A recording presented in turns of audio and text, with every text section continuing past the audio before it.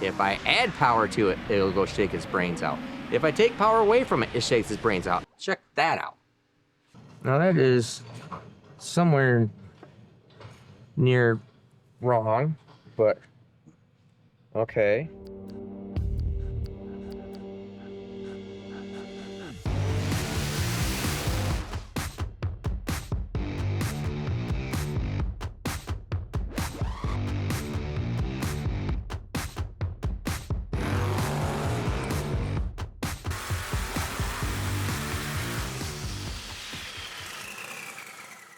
All right, so you can see we're here at day 565 of rear end rebuild. And I had to send the old third member back there, the housing, over to the CNC department. See this? Now we got the insert in there, and I just used a head stud because it torques up the same. Sorry, this is not rocket science on studs. This head stud's the same as here. Okay, so it's not the exact same one, but that ain't no big deal. So let's put this thing together. Now we have the shim, and I'm trying to get to that next point where I can call Travis up and say, hey, now what do I do? So because the shim depth would definitely set, I understand that the shim here helps set the depth, but you have to have the rest of it in to set the depth, or you have to have the ring gear in to set the depth, otherwise you don't know how deep to put it in at.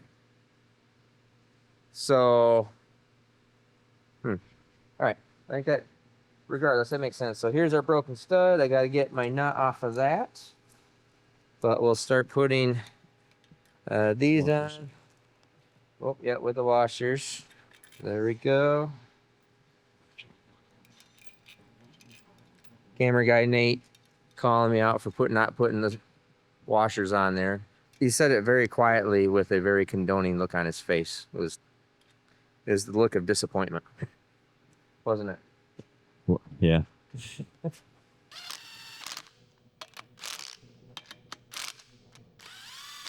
So we have the pinion housing support here.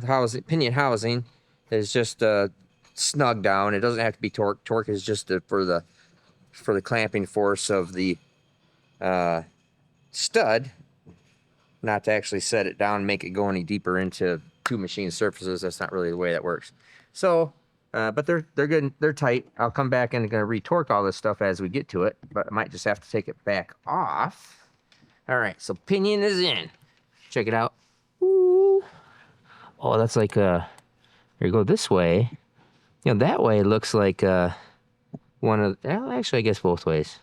Kind of like those little weird pictures, you know, where like whoa, whoa, whoa, like that. You know what I mean? Hypnotizing stuff. Hypnotizing stuff. Yeah, that's a hypnotizing motion right there. You will buy SM. You will buy SM merch. Yeah, there you go.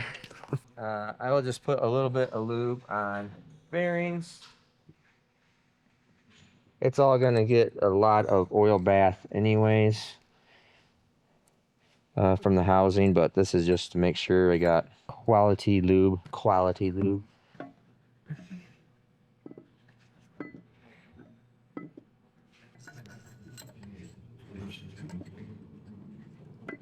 Yeah. Now that is somewhere near wrong, but okay. I think we're gonna put the cap on. Just obviously not tight. Cap can't go on until the thread a bit. Well, see, there's fine. Okay. Now those are, so the main cap is, yeah, the main cap is doweled. So once these go down there doweled, the spanner, which are both the same, if they're not, They're the same now. Can't imagine why you would have two different ones of these. That would just be ridiculous. Oh my gosh, you can't put the spanner in from that side either. Yeah, but if you take the caps off, you're able to shim them in. Yeah, okay. All right. This is what you need is camera support crew. Your camera guy explaining how something works to you. Oh, you take that one He's off. learning. So obviously you got to put this in as a like as an assembly basically. There we go.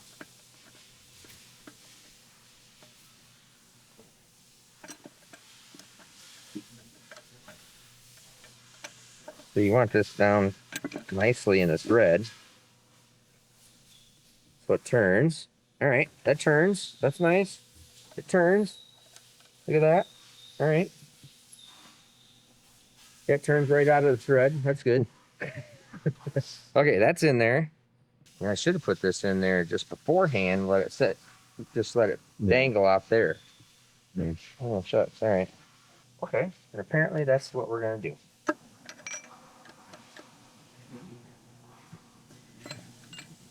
Removal. This must be like watching a monkey a football for some of you guys. Just like insanity. Nope. What the? No, I just did this the last time I got my. Yeah, I can't do that.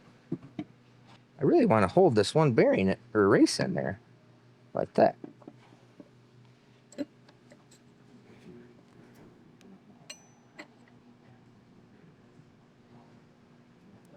Ha. Now that right there is a lot of backlash. I can tell you that right off the bat. Okay, so here and here.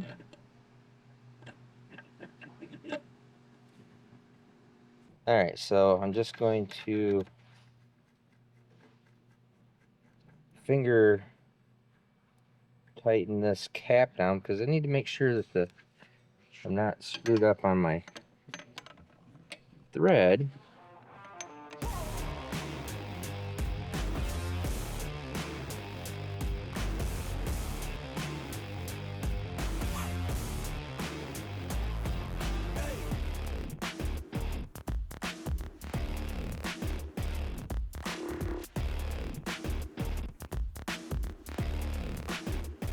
All right, so we're making progress here. We have the caps on, and we had it. So I started out with the regular shim or the shim that was already on it. I started out with on the pinion bearing and support, and then set up our thrust so I could at 12 because they want 12 to 13 thousandths. Okay, just showed you that, and then I check the pattern on this, and here is where our pattern is at. Let's get the handy dandy flashlight here, and I'll show you. Can you see the pattern? Right there. That's a better. Right there is the pattern. That is pretty low down on the tooth. So you can't adjust that by going in and out. You have to adjust that by dropping or moving the pinion in for deeper into the engagement. So it goes deeper up here. Yeah. Oh, I'm wondering if I just went the right way. It needs to go. The pin is closer. It needs to go up. Actually, I think we got to go the other way. Backwards. Yeah, you We got got to go the other way. Oh, see, this is what we're thinking. So we'll figure that out here in a second. But that has changed, and so every time you move the pinion, it changes your clearance, which means you need to change where this is. So this goes this way. The pinion, so the ring gear goes this way. The pinion goes up and down. Okay, so as I move this tapered pinion up, as I move the tapered pinion up, it takes up clearance and I have to move the ring gear back. So you're always kind of spreading out. Let's see, like that. You gotta keep this dimension the same of 12 thousandths, 12 to 13 thousandths backlash, and in the right pattern on it too. So actually, we're gonna take this back part. So it looks like we got too much clearance now. So we'll take the pinion and the support off, and we're gonna add some shim to it to pull it away, because as we're going, so we're gonna pretend it's going down this way, and that would move it that direction. So we wanted to go out to move it up here. So the contact patch needs to move up this way, or, you know, up there. So that means we need to move the pinion away from it, not towards it. That makes more sense, because that means we need to add more shim to it. Then after we get it all done, then we'll torque everything all up and make sure nothing moves, nothing changes. Yeah. This is fun. This is the one that was on it, and it was too deep. So we need to go deep, or not as deep, which means we need to add shim. And I think that feels like it's about 5 thou. That's a couple thou. Couple thou.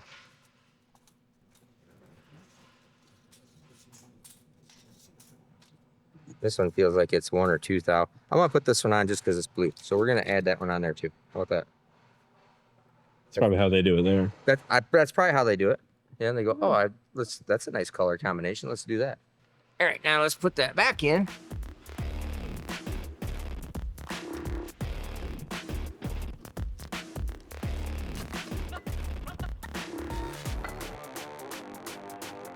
All right, so what we just figured out is it looks like we went the wrong direction.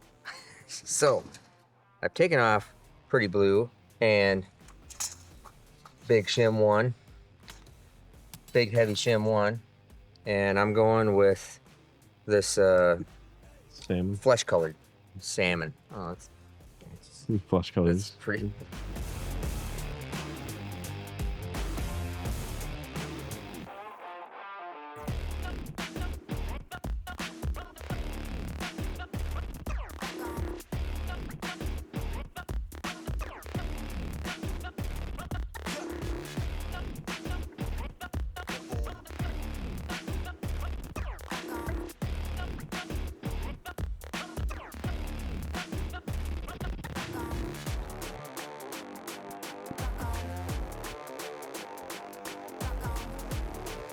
I think we got it.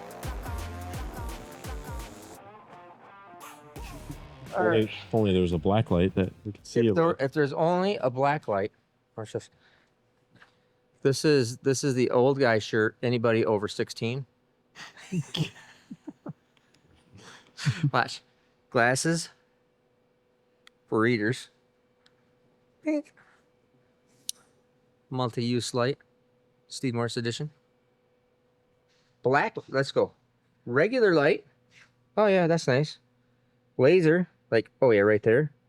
Black light. Woo. Also, you're seeing this on Thursday. Saturday, we're gonna have the LS AFR cylinder head testing, and with boost, no boost, stock head, AFR head, E85, all with Richard Holdner, if you know who that guy is. He's pretty cool. I like him. Nice. That's coming up on Saturday because it's a really long video, but very cool. I think you're gonna like it. Alrighty, we have been cleared for takeoff by the Mark Williams folks, and showed him pictures of add the shim, showed him pictures, then showed him more pictures, took a little video, and they're okay. So okay, cool. Now to show you that, so like I said, it was all moving back and forth. I've already torqued this. There's a torque wrench. I already torqued the main caps to 125 pounds. Okay, and then just rechecking our backlash here. So there is 0. They wanted to see 12 to 13. That there is 12. Yeah, 12. That's 12. 12 thousandths, right on the money. So we're good, we're torqued, we're tight. Now, to go over some questions that you guys had about the rear end. So this is all in here. This is a 320 gear. This thing is nice, you know. Feels good. That's good there. Then we got the pinion. Loaded, looks nice. That's all good. Now, these, we talked about the full floater. These are the end bells. How this all bolts on and goes in. Actually, it's really quite amazing. I had already replaced the bearings up in here at the beginning of the year and showed that whole process. Thought that was pretty interesting. Didn't replace these bearings. Everything's good there. I really like the way they locate everything. So not only is it all bolted in, it's located in and machined in, like pretty tightly machined in. There you go. Locating lugs. So everything is located, lugged in. So it lugs in on this side. The end bells would lug in on this side, just like so. The spacers. Now, if I want to at some point in time, let's go look at these wheels here in a second. Add spacer right here, and then get axles remade that are longer. So we'd have to get new studs, new extra long studs here, more spacer, and then I could lose some wheel offset. Now, before we get over to the wheel offset, I had people ask about gun drilled axles. Yes, they're gun drilled. Is there more axle than this? Not that I know of. I don't know if they make anything. I don't actually know if they make anything bigger than a 40 spline axle. Honestly, if you twist this axle, I don't know what you got going on, because that's a lot. I saw somebody comment that, oh, it just seems like it's shear those splines off. Nope, you don't understand what splines are. That is, in order to shear all those splines off of there, that is about the same as solid. I mean, that's about the same as a solid axle. The amount of contact area there and tooth engagement, that is massive. And then how this all works. So this is the axle that goes into right here through the seal, into the spool, just like so. Those whole end bells out here, and this is the drive flange. So this whole drive flange is spline driven right here also. Now this is steel on steel spline, so that is very strong. You have a whole ton of spline engagement into the spool, which is probably some kind of unobtainium aluminum compound from the space shuttle or something. I don't know what. Well, not from the space shuttle. That's the phone. Something cooler than that. The stuff we don't know about. How about that? So, gun drilled, 40 spline axles, super solid state. Splined end here.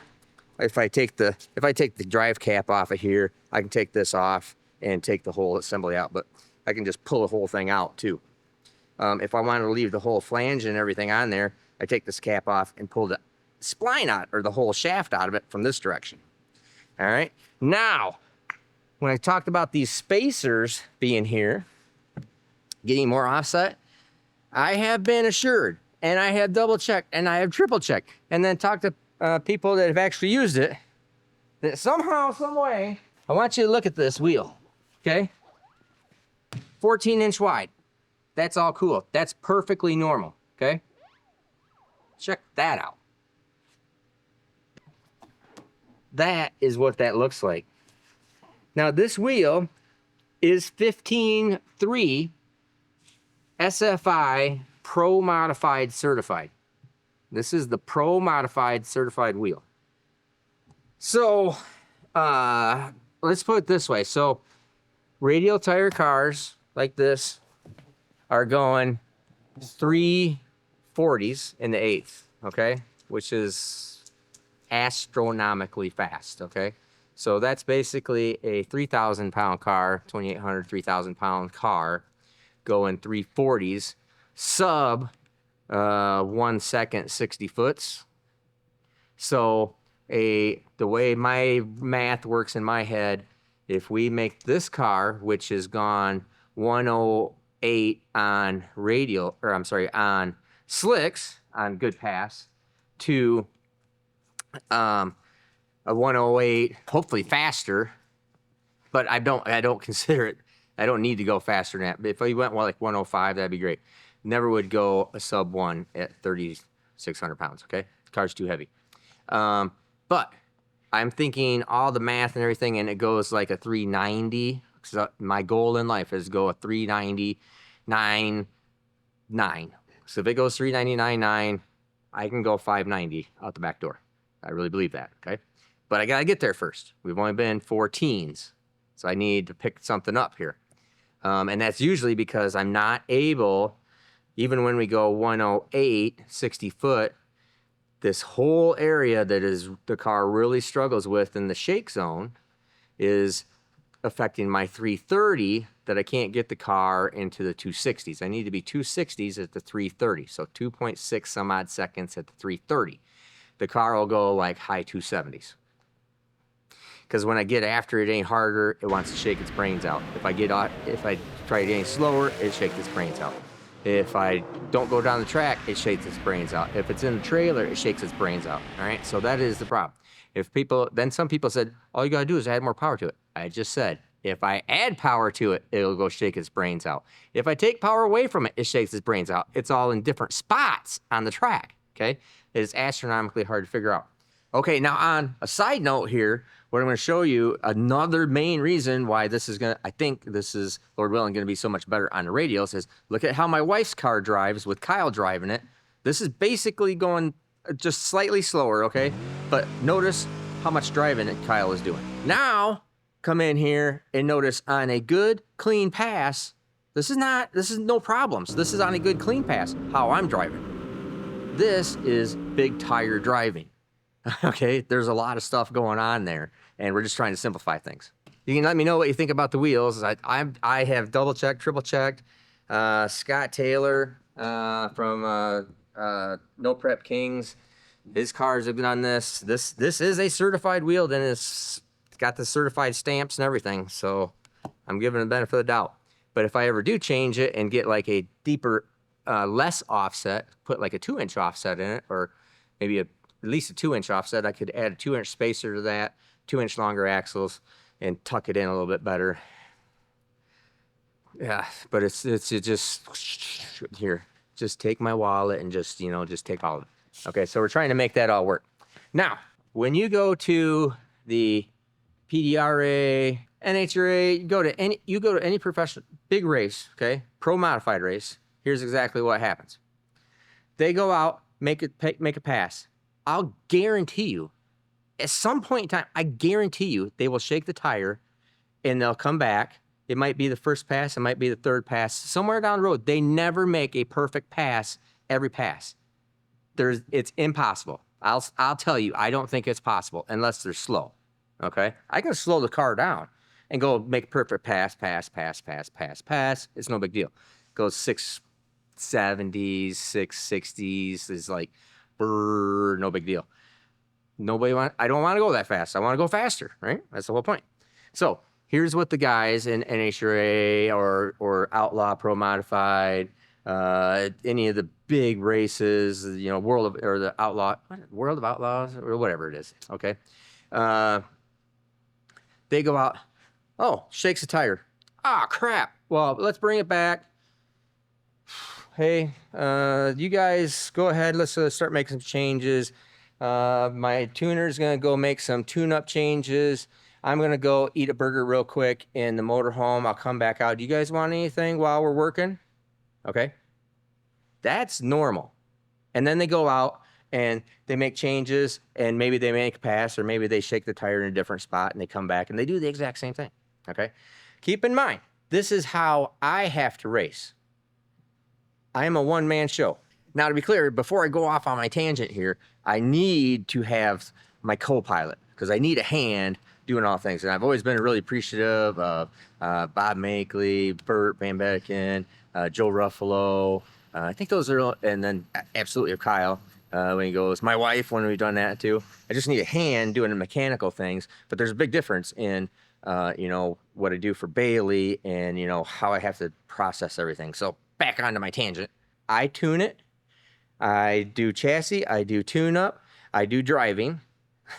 And I do I do driving, but I do tune up on other cars, customer stuff while I'm at the track. So when we go to a drag and drive event, if you don't understand what all is going on here, I get one shot at it because I can't go out there and do it. How do other people do it? Well, other people do it like when me and Bailey do it.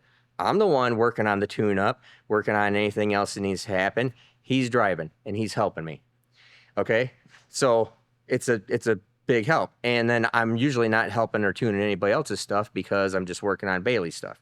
So maybe Bryant Goldstone, Ned Dunphy, you know what they're doing? They have crew guys, tune guys. You know, they're taking care of things and they're not driving. They're not meet and greeting, you know, fans and everything. I mean, I have a lot of stuff that's all going on. So my time is so minimally limited. And even those guys are only able to get one pass is the golden. Maybe they're going to have to make two. Maybe they'll stay late and make a late last ditch pass, but that gets them into the hotel because remember, you got to take these things for a drive. So you got to convert it all over, get it ready for street trim, and then drive 8 hours or so, maybe longer, to the next track. Maybe you don't even go to sleep that whole night. Maybe just drive to the next track and then do the whole thing all over again. Okay. So that's why it is so hard for me to get the big tires figured out. And will the big tires have a better chance of going down a no prep track? A no prep track? Sure. I can easily go slow on these tires. All right. But I'm struggling to go fast on really, really good tracks. It is hard. Radial tracks, like what some of these events are, most of our events now are getting to be radial prep tracks. It's very hard to do that. I can't just add power to it and it magically just works. Okay. And I don't have the time, resources, or personnel to figure it all out. Okay. So, because we're just basically one-man show. My best case scenario is Kyle is with me, which makes me a two-man show, you know, for sure. But I got all these other things going on. So we got that. Let me also explain to you real quick. This is interesting. So I told you I was running the math and kind of trying to figure things out. Now, this car, and one reason why I think I have so many problems with the big tire, that it has been hard to figure out, hard to hit or miss, is two things, maybe three things, okay? One, my bell housing which is my back of block to center line of axle is, this car is 86 inches. Ideally, it really should be in the 82 to 84 inch range. That's how it pivots and how it works. Okay, so then we have to change the bar angles and we have to change instant center to make that little bit longer center line from the back of the engine to the center line of the axle work out better. Okay, I don't want a 69 Camaro Pro Mod car from Proline. I don't. I want to do this with this car. That's all. You probably have a car you really like and you just like that car. Maybe that car is a 69 Camaro. Good for you. That's fine. I don't want the typical Pro Mod car. I just wanted to try making this car as fast as it can go. All right. So, and be steel and glass. Okay. Glass. All right. It's heavy. It's overweight. I know that. Maybe someday I'll really focus on taking some weight out of it, but I think I can make this all happen the way it is. And that's my goal. I'm just trying to make this happen. All right. And trying not to hire, you know, other professional tuner, you know, whatever you want to say. There's never been a problem with tuning engine or power or anything like that. It's been chassis. So let's get back to the chassis. This car, just the way it sets out is, even though it has a lot of weight in the front, even with the radiators, everything that's up there, this car is 54% in the back. So that's 46.54. Okay? Because we have so much overhang past the rear axle. Now, so here's where the math is starting to figure out. It's like, okay, so I'm really back heavy anyways. Okay? Keep in mind, that tire cannot dead hook. You cannot, this tire has to spin. You have to take off spinning and then have a certain amount of spin, and then it progressively gets less and less spin, and then hooks about approximately 60 foot. So it needs to spin approximately, okay? Spin for the first 60 foot. Fact. Okay? That's fact. That is a fact. Okay? That tire there, the radial tire, has to hook. Has to dead hook and cannot spin at all. Okay? Two different types. All right. Now, let's go back here. Lots of weight on the back end. But it also has lots of length. This is a 115 wheelbase. But it has all the overhang. And then I think one thing that has been really killing me here is it has a lot of high weight. So weight that is, so here's your axle center line. We have all this weight that's up high comparative to another car. So look at everybody else's car. Here's the wheel. The rear end of the car goes right like this, and it's down here. Okay, basically. All right. I have all this high weight with real steel roof that is all high above the car. So when the car takes off, okay, I got lots of weight up. If you had weight right here and the car takes off, okay, now over exaggerate it. I got weight up here and it takes off. You see what's happening there? So my pivot weight, I don't know the exact terminology. I'm sure professional chassis guys got the right terminology, but I have so much weight that's up here that pivots, fuel cell, all the stuff that's back here, glass, steel, huge roof, high, heavy. What does all those things do? It drives that big tire into the ground. I need to spin the tire. So it's always trying to dead hook the tire. I need to spin the tire. I can't just keep on throwing more and more and more horsepower at it. That's just not the way it works. Because I'm trying to overcompensate for something that nobody does. Every pro mod guy in the universe looks at this car and goes, that is super cool. Total waste of time. I would never, why are you even bothering? Other than to be cool. And they're right. That's cool. I'm fine with that, okay? They would try to take it and go, okay, we'll try to make it the best we can, but you ain't ever competing with this. I mean, you just can't. It's impossible. Physics. Okay? And now I think I'm actually figuring out that, oh man, this thing is really, everything is working against me driving the tire into the ground. Okay? Now, go to Mr. Radial Tire over here, that its sole purpose in life is, with the way the chassis is set up, how it works, is we actually change the chassis, and maybe we'll actually have to change it a little bit less, which is actually factual, is that the goal in life here is to drive this tire into the ground so hard, you got to drive it in the ground like you hate it. Like you hate it and you want to kill it and you want it dead, buried. You want to put it in the ground hard to make it hook. I think this is going to work better. I'm heavy, I know that, so let's get past that. I think it's manageable and workable, but I think my car, the way it's been working, of trying to drive this tire in the ground no matter what I do because of the chassis limitations of it, is going to be totally different now that it is, I'm actually have a tire that it needs to be planted in the ground, not spinning. That's why I'm now convinced, with everybody going out there and proving me wrong, and then me really thinking through the whole process 2 years later of, yeah, maybe I am whipping a dead horse with the big tires. I think this is going to be working proper. Feel free to leave your comments. I'm always interested. That is the thought process. That's what we're doing. Oh, and if you've made it this far, remember, my wife's car, so we built Had Kevin at KSR build it. Deal Brothers finished everything, set everything up. 3,000 pound car that looks like it's a train going down the tracks at 115, 451, at 20 pounds less boost than this.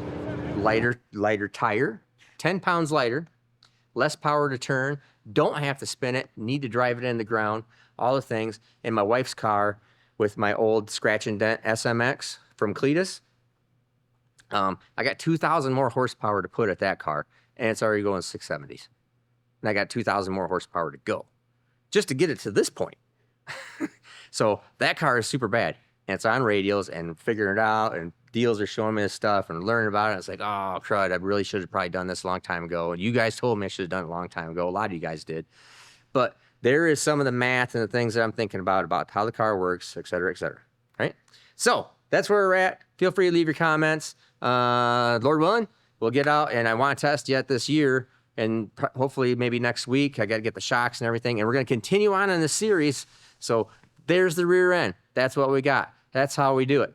Now we're going to, I still have the shocks and chassis to explain to you, and we'll show you how it works, how it separates, what it needs to look like, how far it needs to separate, how long it needs to separate, how the front shocks and struts need to separate, where the instant center is, how much anti-squat it is. Going to show you all of that stuff. So keep on coming back. Remember, like, subscribe, share, leave a comment if you're interested in this stuff. We're just trying to do the best I can with the resources that we got and people I got. Everybody here, me, my son, Deal Brothers are going to be helping out because they're helping us out, helping us tune and stuff for the chassis. So make sure you come back Saturday too.